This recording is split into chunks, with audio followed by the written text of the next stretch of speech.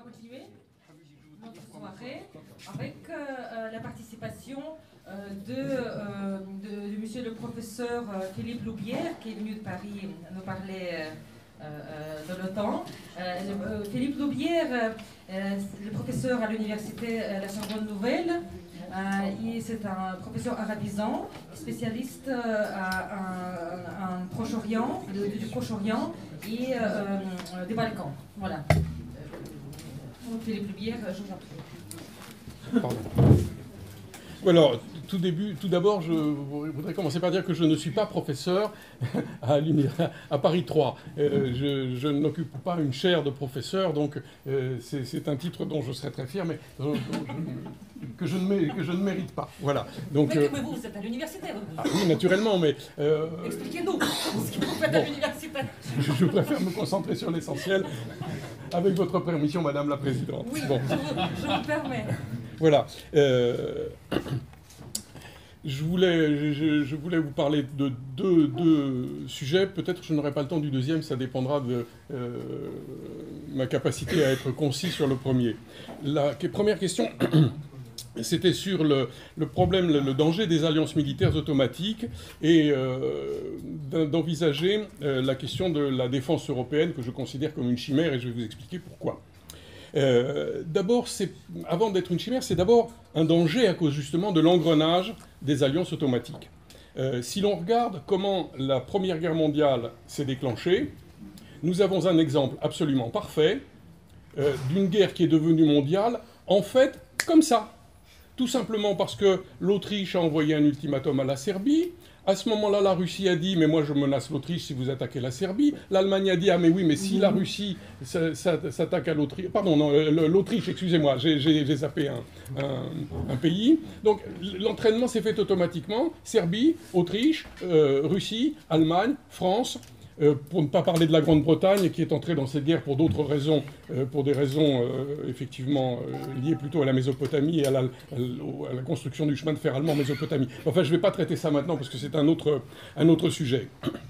Donc, de la même façon, il faut faire attention lorsque l'on parle de l'OTAN, mais ça, l'OTAN, nous en avons parlé abondamment tout à l'heure, et c'est vrai que l'OTAN est un engrenage qui peut faire beaucoup de bêtises. Je passe là-dessus, la Libye, la Syrie, etc. Vous voyez ce que je veux dire. Bon, donc, indépendamment donc, de la question forcément de l'OTAN, on s'intéresse à une éventuelle défense européenne. Pourrait-elle être différente de l'OTAN ? Là encore, c'est une chimère d'imaginer que la défense européenne puisse être différente de l'OTAN. D'abord parce que parmi les pays qui sont membres de l'OTAN et de l'Union européenne, une très grande partie ne souhaite pas cette différence, ne souhaite pas que la défense européenne soit différente de l'OTAN. Il y a effectivement, notamment parmi les pays qui sont des pays récents de l'OTAN et de l'Union européenne, la préférence est en fait d'abord pour l'OTAN. Donc c'est un élément déjà chimérique. Tous les anciens pays de l'Est ont dû commencer d'abord par entrer dans l'OTAN avant d'intégrer l'Union européenne. Vous n'entrerez pas dans l'Union européenne si vous n'êtes pas déjà d'abord dans l'OTAN. C'est ce qui s'est dit d'abord. Si j'en prends l'exemple de la Roumanie, pays que je connais bien, en 1992, Iliescu a fait la demande d'entrer dans l'OTAN. C'est bien après qu'il a fait une demande d'entrer dans l'Union européenne. Hein ? Les éléments sont liés. Bon, de toute façon, il faut savoir que sur le plan juridique, l'Union européenne se superpose à l'OTAN depuis le traité de Maastricht. Il y a une partie qui s'appelle « Déclaration relative à l'Union de l'Europe occidentale » qui mentionne cette superposition. Ensuite, tous les autres traités en parlent. Traité d'Amsterdam, traité de Nice, la Constitution européenne, et en particulier l'article 42 du traité de Lisbonne, subordonne la politique européenne de sécurité et de défense à l'OTAN et donne à l'Union européenne le loisir d'intervenir hors de l'Union européenne avec l'OTAN, même sans mandat de l'ONU. Je n'ai pas besoin de vous citer l'article 42, il est facile à retrouver sur Internet, article 42 du traité de Lisbonne. Si l'on regarde également le slogan de l'Eurocorps, le slogan de l'Eurocorps, corps européen, donc je cite, avec des guillemets, une force pour l'UE et l'Alliance Atlantique. Bon, regardons au passage. Aujourd'hui, la Turquie est en délicatesse avec l'Union européenne et aussi avec l'OTAN. Les choses sont liées. Dans un sens, favorable ou dans un sens défavorable. La Turquie, après effectivement avoir reçu beaucoup de, comment dirais-je, de promesses non tenues, pour parler gentiment, de l'Union européenne, et bien effectivement, s'est tournée vers d'autres horizons, et il se trouve que, conséquence de ces autres horizons, eh bien elle est aussi en délicatesse avec l'OTAN, et certains analystes supposent qu'elle peut peut-être un jour sortir de l'OTAN. C'est pas fait. M. Erdogan nous a habitués à changer d'avis souvent, donc c'est pas fait. Mais enfin, c'est possible. Voilà. Donc, pour revenir à ce que je vous disais, si l'on veut donc une défense européenne différente de l'OTAN, comme on ne peut pas modifier les traités européens, puisque les traités européens doivent être changés à l'unanimité, on ne peut pas changer les traités. Donc, si l'on veut une défense européenne différente de l'OTAN, il faut quitter les traités européens. Avouez quand même que ça confine au paradoxe. Bon, ensuite... si l'on parle de défense européenne, cette fois-ci en soi, sans forcément chercher le lien ou non avec l'OTAN ou la rupture du cordon ombilical, c'est aussi une chimère en soi parce que, d'abord, la défense, il s'agit naturellement d'une défense d'ordre militaire. On se défend contre qui? Il faut commencer par poser la question, on se défend contre qui? Qui nous menace? Est-ce que le Portugal et l'Estonie sont menacés de la même façon par le même adversaire? Bien sûr que non. Tout simplement, il y a des intérêts différents. Les partisans de l'Europe disent que ce sont des égoïsmes nationaux, mais les gens qui réfléchissent, ce sont simplement des intérêts nationaux, ce sont tout simplement des situations nationales, un passé. Il est évident qu'il faut d'abord répondre à la question, on se défend contre qui? Alors, nous avons de magnifiques cartes qui ont été montrées tout à l'heure par mon prédécesseur, M. Thomas, mais forcément, il faut qu'on définisse d'abord quel est l'adversaire. On ne se défend pas en soi. Ça n'a pas de sens. Bon, alors évidemment, contre les méchants russes, bien entendu, mais... bon, mais on peut aussi la Chine, la Corée du Nord, et que sais-je encore. Ah, mais c'est plus l'Europe, ça c'est vrai. Enfin, bon. Il faut donc effectivement poser la question de savoir contre qui on se défend. Là, nous parlons naturellement de conflits d'ordre militaire. Bon. Et là, non seulement il y a une différence, effectivement, de crainte. Il est évident que les craintes de la Pologne sont une chose et les craintes de l'Italie sont une autre, ou de la Grèce, forcément. La Pologne dit les Russes sont les plus méchants du monde, le Portugal se dit oh, le danger ne nous menace pas. Mais il n'y a pas que cela. Il y a également une question des moyens de défense mis à la disposition d'un certain nombre d'États. Et si nous parlons toujours d'un conflit d'ordre militaire, eh bien, il y a une situation très spécifique de la France, d'ailleurs comme aussi de l'Angleterre, c'est le fait de disposer de la dissuasion nucléaire. Ça, c'est quelque chose d'incontournable. Dissuasion nucléaire, en principe, pour autant que l'arme nucléaire soit maintenue en état de fonctionnement et que l'arme nucléaire soit assumée politiquement par le pouvoir politique français, en principe, nous sommes à l'abri d'une guerre d'ordre classique. Donc forcément, c'est une spécificité par rapport à pratiquement tous les autres pays, hors Angleterre, du continent européen, pour ne pas dire de l'Union européenne, puisque l'Angleterre quitte cette structure. Il est évident que ça nous met dans une situation tout à fait différente.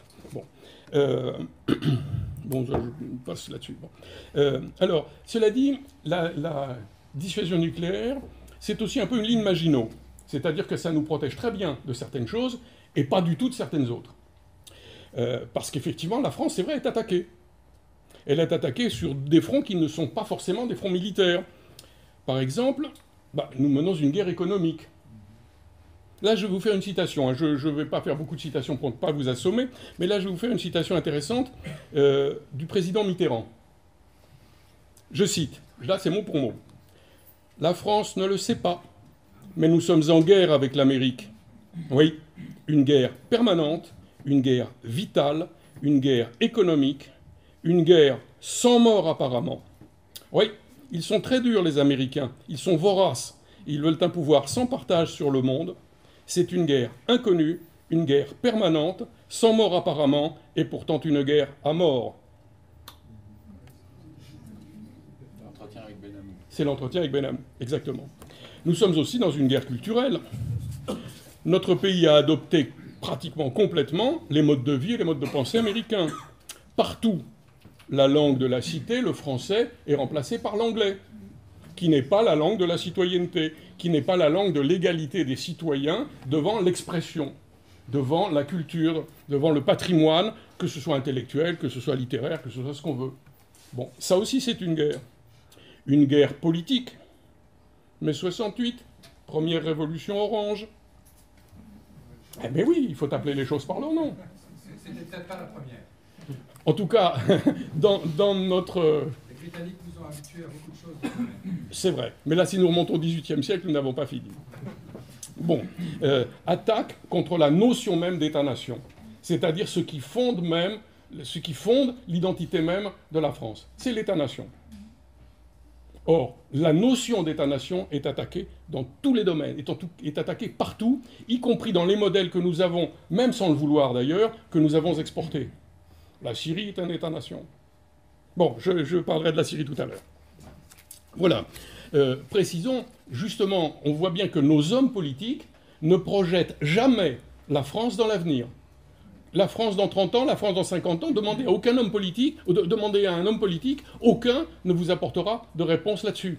Parce qu'ils ont déjà acté qu'en fait, la France sera à ce moment-là dépassée par un autre type de modèle, qui est l'intégration européenne, euro-atlantique, tout ce qu'on voudra.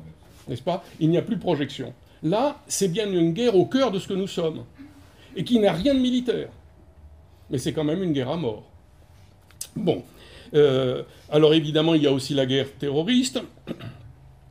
Je ne peux pas citer tous les modèles de guerre, mais effectivement, il y a dans le continent européen une certaine forme de solidarité, de compassion avec les attentats qui ont lieu en France, en Belgique, en Espagne. La compassion est évidente. Mais est-ce que ça entraîne pour autant une vraie solidarité ? C'est pas certain. Lorsque l'Italie redoute que parmi les migrants entrent beaucoup de djihadistes déguisés en réfugiés, il est évident que ça concerne beaucoup plus l'Italie que d'autres pays européens. Forcément, nous avons des intérêts différents, des craintes différentes, et ça ne peut pas construire une défense commune. C'est ça que je voulais dire. Bon. Alors, je voudrais faire un petit retour sur l'Allemagne et faire une deuxième citation, et ce sera la dernière, c'est promis. Et une citation de Marie-France Garot. « Si la France n'existait pas, l'Europe existerait et elle s'appellerait l'Allemagne. » Ça vous fait sourire, hein? Bon. Mais vous savez, l'Allemagne, elle est dans une situation très ambiguë. Là, nous parlons toujours quand même des questions de défense, hein. Elle est hégémonique en Europe, c'est clair, et elle commence à ne plus pouvoir évacuer la question de la sanctuarisation de son sol par des moyens de dissuasion.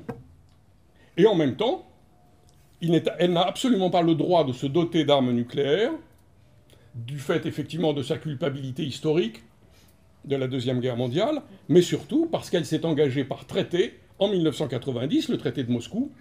Elle s'est engagée vis-à-vis de tous les pays signataires, la France, l'Angleterre, la Russie, etc., les États-Unis aussi d'ailleurs, de ne pas modifier ses frontières et de ne pas se doter d'armes nucléaires. Or, l'Allemagne, donc en situation hégémonique, il faut se rappeler qu'elle a un intérêt croissant pour l'instrument de puissance, pour les instruments de puissance, et en particulier les instruments de puissance dont dispose la France. Vous savez que la France a un siège de membre permanent aux Nations Unies. Eh bien, la France est poussée par les groupes de pression européistes à abandonner son siège de membre permanent au profit, je cite, au profit d'un siège franco-allemand avant-garde d'un siège européen. Non, pardon, c'était encore une citation de Daniel Cohn-Bendit, Nouvelle Obs, 21 juillet 2012. Donc bien évidemment, l'Allemagne lorgne sur nos instruments de puissance. Alors maintenant, je viens au fait. L'Allemagne se rapproche aussi de la maîtrise de la technologie nucléaire militaire. Je m'explique. De la technologie nucléaire française en particulier. Alors pas directement, bien sûr, mais par l'Union européenne interposée. Signalons quand même, parce que la grande presse ne le fait pas, que 11% du capital d'Airbus appartient à l'Allemagne. La France en a autant, elle en avait 48 au début. Or, Airbus, c'est-à-dire devenu EADS depuis que M. Jospin l'a privatisé et a abandonné la majorité du capital, EADS fabrique les missiles stratégiques de la force océanique française. C'est EADS. EADS, à l'Allemagne, est dans le capital de EADS. Donc l'Allemagne a accès à cette technologie militaire, nucléaire, de dissuasion. Et vous allez me dire, ça passe une preuve. Non. Mais plus récemment, c'est il y a juste un an, le 16 novembre 2016, une dépêche de l'agence Reuters se fait l'écho d'un ballon d'essai lancé par un député allemand qui se trouve être, par ailleurs, ancien officier d'état-major de la Bundeswehr. Il s'appelle Roderick Kieswetter. K-I-E-S-E-R-W-E-T-E-R. Et il lance l'idée que l'Allemagne, au lieu de progresser difficilement vers le statut nucléaire, pourrait l'acquérir de plein droit. Non pas en tant qu'Allemagne, bien sûr, mais en tant que membre de l'UE, et en fait en tant que patron de l'UE. C'est un ballon d'essai, hein. On va bien voir ce que va dire la France. Vous avez entendu une réaction de la présidence française ou de l'hôtel Matignon? Non. J'invente rien, hein, je peux vous donner les références de l'agence Reuters. Et évidemment, les groupes de pression européistes se sont précipités là-dessus. Le groupe Carnegie, par exemple, s'est précipité là aussi. Je peux vous donner les références. J'ai même d'ailleurs le texte ici que j'ai recopié, si vous êtes intéressés. Mais il y a encore un autre élément.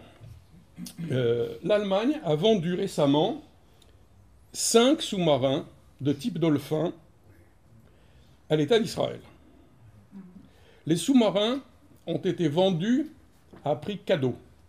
2 gratuits, 1 moitié prix, les deuxièmes au prix du marché. C'est gentil, ça. Hein? Bon. Les Dolphins peuvent lancer des missiles de croisière. Ils peuvent lancer des missiles de croisière, possiblement nucléaires, mais jamais aucun essai n'a été effectué. Donc, certains analystes considèrent que la contrepartie de la générosité allemande, c'est que l'État d'Israël pratique un essai ou deux, et Israël, de façon certaine, ne sera pas inquiété par la communauté internationale.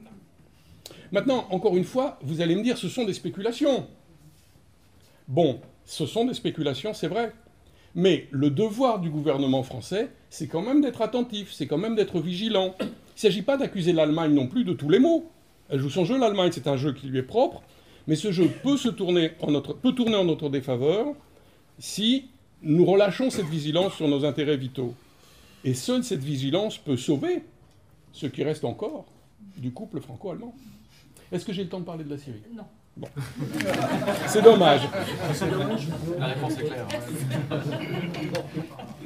Oui, parce qu'après, Une toute petit morceau sur la Syrie. oui, après, quand une question, mais on n'arrêtera pas. Après, il y a une petite. Je voulais vous offrir un verre de l'amitié et on doit quitter les lieux. Voilà, vous voyez. Les négociations de couloir continueront. C'est dommage. Si y a 5 minutes, j'en parlerai volontiers. 2 minutes, Anna, 2 minutes. 2 minutes. 2 minutes, 2 minutes. Merci. Allez-y. 2 minutes, là, c'est vraiment trop peu. Bon, alors, la France, effectivement, depuis qu'elle est dans le commandement intégré de l'OTAN, fait des guerres par procuration, nous le savons, et en particulier en Syrie. Bien.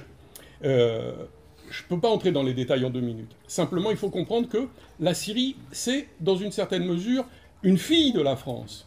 C'est la France qui a créé la Syrie, qui lui a donné son infrastructure, qui a permis à son armée d'être une armée efficace. C'est une création française, c'est la France qui a créé l'armée syrienne, qui a créé une armée de conscription qui existe toujours, et aujourd'hui l'armée syrienne qui se bat contre les djihadistes, c'est une armée de conscription, ce n'est pas l'armée de Bachar el-Assad, c'est l'armée de conscription de l'État syrien.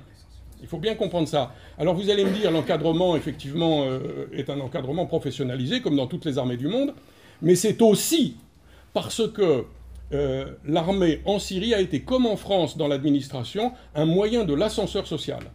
Et les Alaouites, qui étaient une communauté, disons, religieuse de la Syrie, étaient au contraire, il y a 50 ou 100 ans, très pauvres, très, très dévalorisés. C'est grâce à l'ascenseur social mis en place par la France qu'ils ont pu devenir militaires et le père de l'actuel président devenir général d'aviation.